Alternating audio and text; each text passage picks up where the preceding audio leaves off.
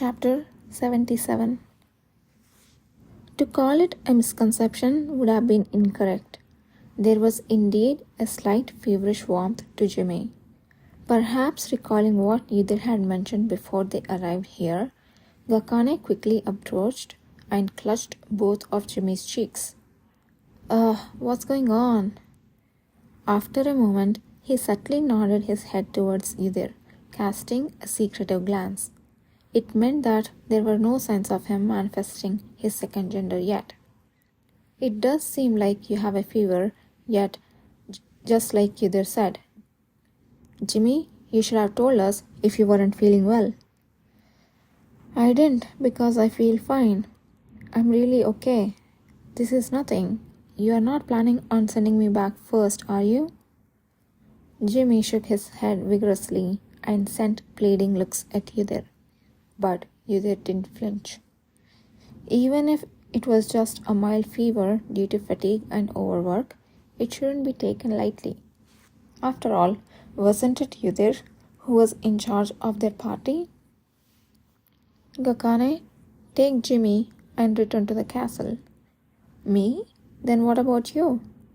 Yudhir decided to send Gakane along, seeing as the boy wouldn't go back if left alone. Gakane's gaze quickly shifted between Yudhir and Nahan behind him. Do you think it will be okay with just the two of you? If anything happens, I'm not the one who should be worried. They should be. That may be true, but... Gakane let out a sigh, and after a moment, he opened his mouth while glaring at Nahan. Anyway, if you need me, send a signal of fire towards the castle. Even though my body will be there, I can send my shadow clone a considerable distance.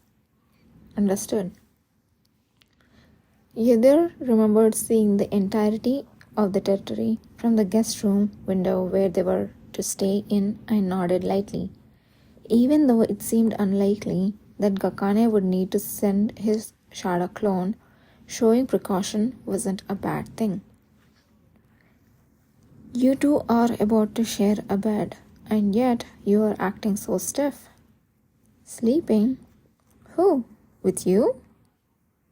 At Nahan's words, Gakane questioned back in astonishment.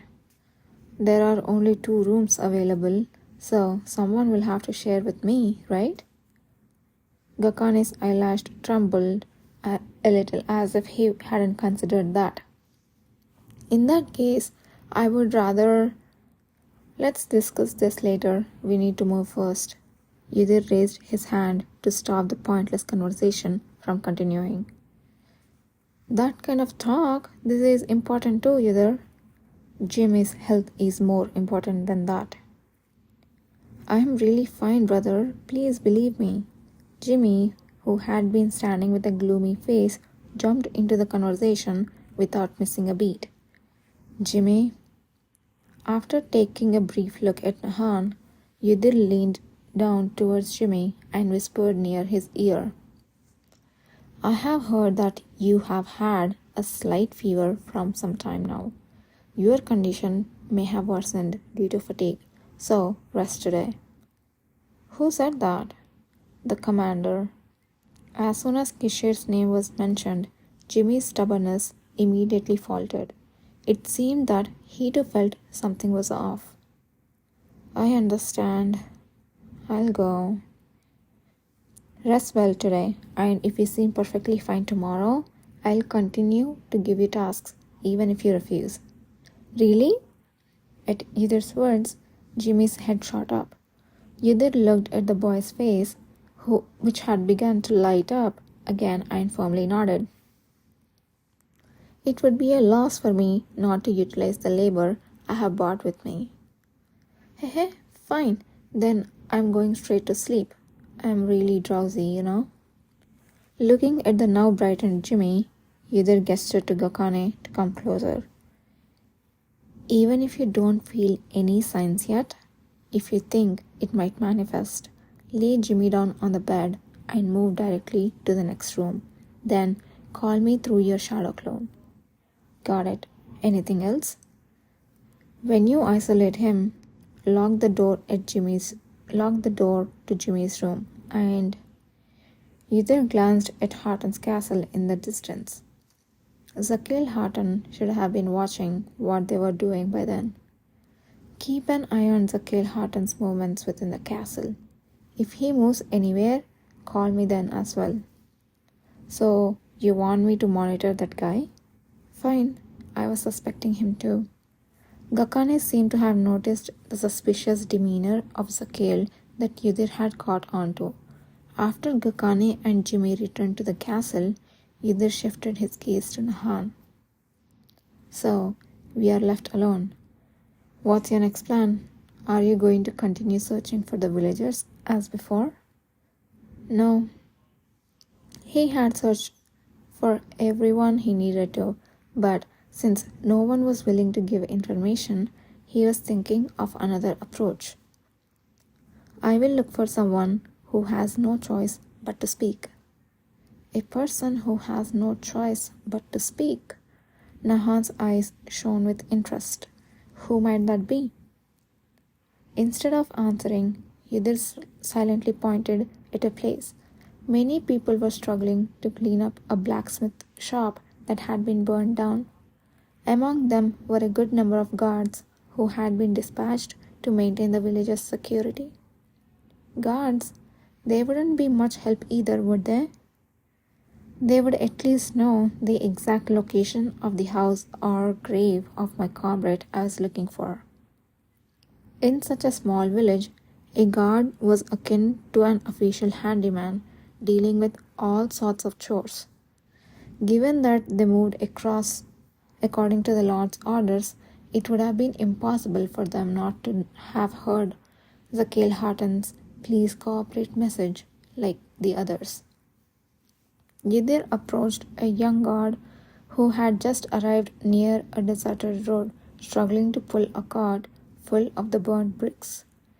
Sensing a stranger, the guard's gaze darted towards Yudhir before quickly looking away as though he had seen something he wasn't supposed to. Whether he acted like this or not, Yudhir had already decided to target him. I would like to ask you a question. Can't you see I'm busy right now? Please move along. The voice seemed familiar, and indeed it was the same guard who had led them to the castle the previous night. We have come with permission from Zakil himself, who said we could ask anyone. What does that have to do with anything? The guard, tired from hauling bricks, flared up in irritation. I never heard such a thing, and I'm extremely busy right now. Go ask other people. That should work, shouldn't it?